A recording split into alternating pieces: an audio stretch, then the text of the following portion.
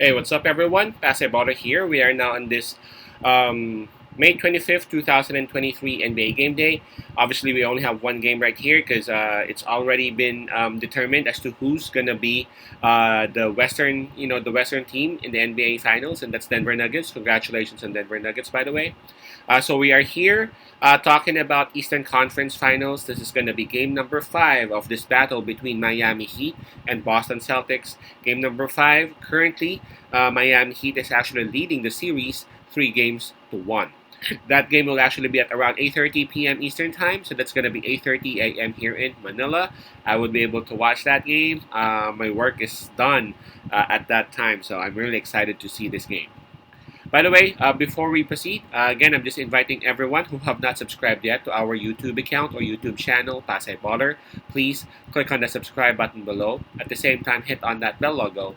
That way, automatically, you guys will be receiving notifications whenever new videos are uploaded. The spread that is given, by the way, is minus 8.5, and that's actually given towards the home team, that is the Boston Celtics.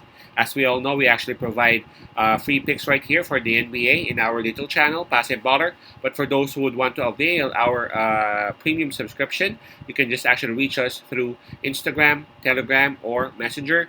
In there, you can actually receive the picks for the NBA earlier. You can also receive the best picks that we have for both Major League Baseball and National Hockey League. Right, so let's go ahead and talk about this game. Boston Celtics, they would have the home court advantage on this. In terms of momentum, I gotta say that the Boston Celtics is now having it.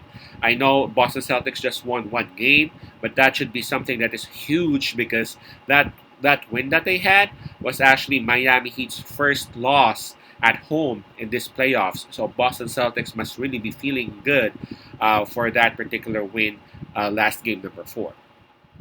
In terms of availability and the health of the players, starting with Boston Celtics, Danilo Gallinari is still out. Malcolm Brogdon is actually at day-to-day, but as we all know, Malcolm Brogdon has been playing the entire playoffs. Brogdon is actually hurting on his elbow, but again, he is still playing. He is able to help Boston Celtics right there. For me, he would still be able to play in this game number 5. Maybe he would just need to be extra careful so that he won't get hurt. For Miami Heat, they won't have Oladipo no more. Tyler Hero is still out, and for Gabe Vincent, he is questionable for this game because of what happened on that game number 4. He actually tweaked his ankle. A lot of people thought in the beginning that it was actually Tatum who caused that injury, but nah, it was actually all him. Tatum was actually outside, but when Vincent actually tweaked his ankle, it's still not sure whether Gabe Vincent will be playing or not. But as we can see, Boston Celtics is actually having the advantage in terms of health and availability for this game number 5.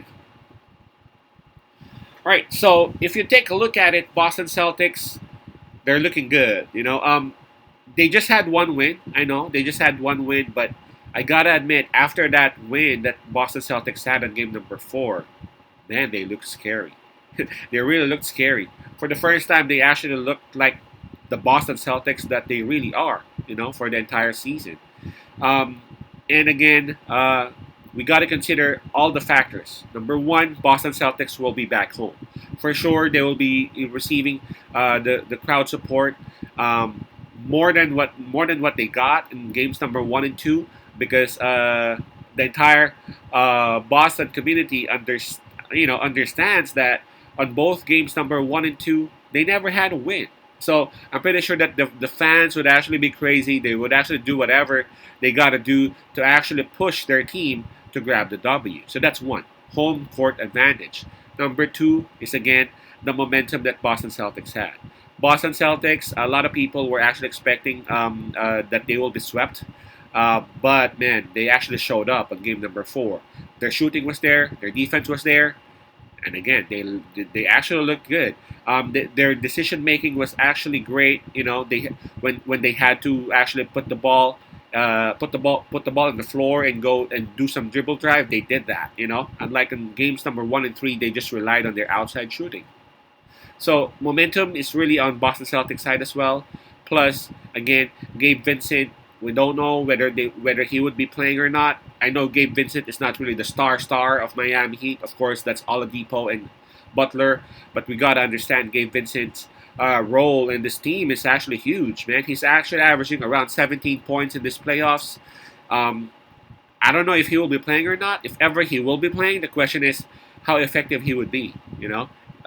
Would he be able to? I'm pretty sure that if ever he would be playing, he would be receiving limited minutes, and he won't be able to give 17 points. But the thing that is gonna be hurting Miami more if ever they would actually let Vincent play is his liability on defense. You can see, I don't know if you guys watched that game number 4, right after that possession when he hurt his knee. Tatum actually took that 3-point shot and he actually made it. Tatum actually knew that with what happened, Gabe Vincent won't be able to defend him well.